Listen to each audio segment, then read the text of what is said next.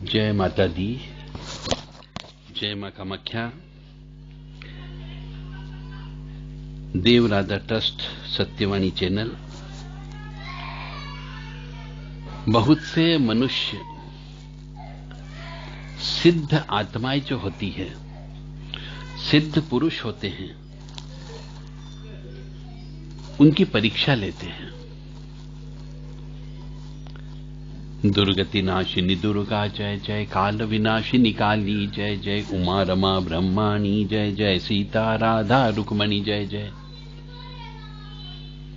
यानी आज के जमाने के जो मनुष्य हैं, जो पीड़ित हैं, तकलीफ में है, कष्ट में है, परेशानी में है, उनको अपनी तकलीफ दूर करने के लिए वो पहले सिद्ध पुरुष जो भी होता है उसकी परीक्षा लेते हैं कि वो हमारा काम कर पाएगा कि नहीं कर पाएगा। तो वो मनुष्य ऐसा कब तक परीक्षा देगा? किस किस के लिए परीक्षा देगा? किस किस को बताएगा कि मेरे पास ये चीज है? और क्यों बताए? तुम क्या भगवान हो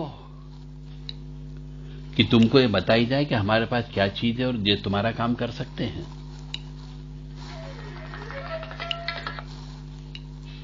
तो मनुष्य को ईश्वर के पास जब भी जाता है, किसी सिद्ध पुरुष के पास जाता है, किसी सिद्ध आत्मा के पास जाता है,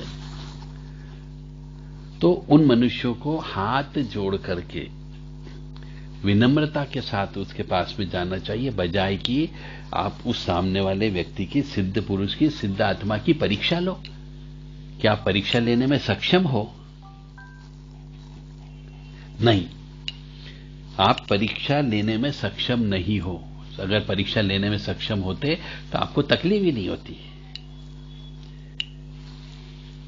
तो मैं ये कहता हूं कि आप एक पेशेंट हो, एक बीमार व्यक्ति हो, एक रुग्ण व्यक्ति हो, और आपको अपने इलाज कराने के लिए डॉक्टर के पास जाना है, सिद्ध पुरुष के पास नहीं जाना है। क्योंकि जो सिद्ध पुरुष होगा वो किस किस को बताएगा कि तेरे को ये तकलीफ है, तेरे को ये तकलीफ है, तेरे को तकलीफ है। और सिद्ध पुरुष यदि बता देगा तो वो आपका इलाज नहीं कर सकता है, क्योंकि पांचों उंगली एक जैसी नहीं होती है। जिस पुरुष के पास में, जिस भी व्यक्ति के पास में बताने की शक्ति होती है, उसके पास करने की शक्ति नहीं होती है। उदाहरण के लिए कि जैसे आप अपनी शरीर की जांच कराने के लिए पैथोलॉजी लैब में जाते हो या सोनोग्राफी वाले के पास जाते हो, सीटी स्कैन वाले के पास जाते हो, तो वो आपको सिर्फ चेक करके रिपोर्ट लिख करके दे देगा। वो कहेगा इलाज तुम अपनी डॉक्टर से कराओ, हमको इसका इलाज करते नहीं आता है।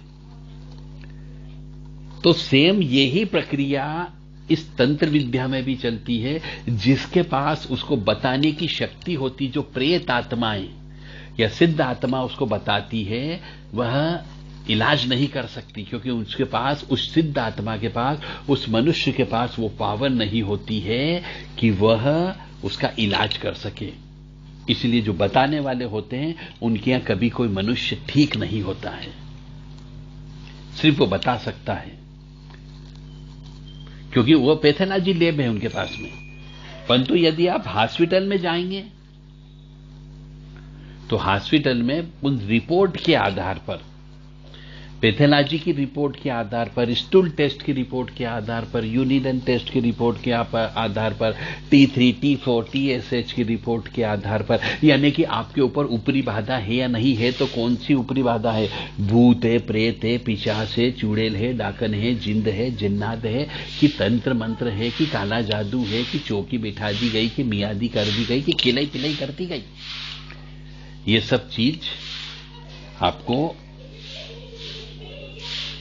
डॉक्टर के पास बताना पड़ेगी कि मेरे को शरीर में इसी जगह दर्द होता है। तो वो डॉक्टर उसको चेक करेगा और फिर आपका इलाज करना प्रारंभ करेगा।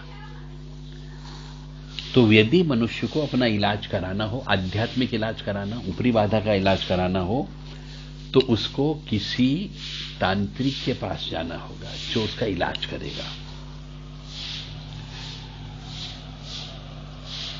इसलिए सिद्ध मनुष्यों की, सिद्ध पुरुषों की परीक्षा नहीं लेना चाहिए। प्रश्न फिर यहां पर ये आता है, बहुत से मनुष्य कहते हैं कि जो समस्या है उसमें हमारा कोई भी काम नहीं बनता है, दिन पर दिन हमारा पैसा खर्च होते हुए हम अवनति की ओर जा रहे हैं, मतलब नीचे की ओर गिर रहे हैं, और परिवार जीवन और मृत्यु के बीच झूल रहा है। इसका मतलब यह हुआ कि आप तंत्र मंत्र ऊपरी बाधा से परेशान होने के साथ साथ मानसिक पागलपन भी आप में आ गया है और आ जाता है। और जब मानसिक पागलपन आ जाता है तो फिर आपका इलाज जो व्यक्ति करता है वो करते करते भी रुक जाता है, क्योंकि आप मानसिक पागलपन जैसी बातें कर देते हो। तो जिसके पास भी आप जाएं, किसी अच्छे व्यक्ति को साथ में लेकर के जाएं, उसके माध्यम से बातचीत करें ताकि आपका इलाज हो सके। और कभी भी हमेशा ध्यान रखें, सिद्ध व्यक्ति, सिद्धात्माओं की परीक्षा मत लो, क्योंकि आप परीक्षा लेने लायक व्यक्ति नहीं हो। आपने वो जप नहीं किए, आपने वो तप नहीं किया, आपने वो हवन पूजन नहीं किया, आपने वो साधना नहीं की है, तो आप उसके लायक नहीं हो कि आप उसकी परीक्षा लो। आप किसी गुरु की परीक्षा लेने के लिए आपको भी गुरु बनना पड़ेगा पहले, और उसके लिए पहले आपको पढ़ाई करना पड़ेगी, जप तप ध्यान योग ये सब करना पड़ेगा। यदि मेरी बातों का किसी को बुरा लगा हो तो हम माफी चाहेंगे, परंतु बिल्कुल कट टू कट वाली बात है, स्पष्टवादी बात है कि जो बड़ा व्यक्ति होता है, सिद्ध पुरुष होता है, या जो जिसके पास आपको इलाज कराना, उसके पास सीना तान के मत जाओ।